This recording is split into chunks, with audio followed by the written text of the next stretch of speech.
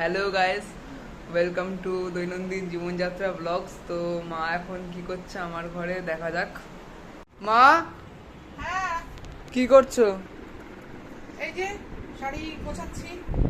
ওই আলমারিতে ও ভিডিও, এই যে শাড়িগুলো সব গুছিয়ে আমার এই আলমারিতে রাখছি, কারণ ওই আলমারিটা খালি করে দেবো। তোমার বাবা রোজ বলে তোমাদের রাখার জায়গা নেই জামা কাপড়, সেই জন্য আজকে আমি স্থির করেছি যে আজকে রান্না খাওয়া আগে নয়, আগে আলমারি গোছানো, আমার শাড়ি জামা কাপড় সমস্ত ওই আলমারি থেকে এই আলমারিতে ট্রান্সফার করা, যে শাড়িগুলো তারপরে আমি রান্না করব, খাওয়া দাওয়া করব, অন্য কাজ করব।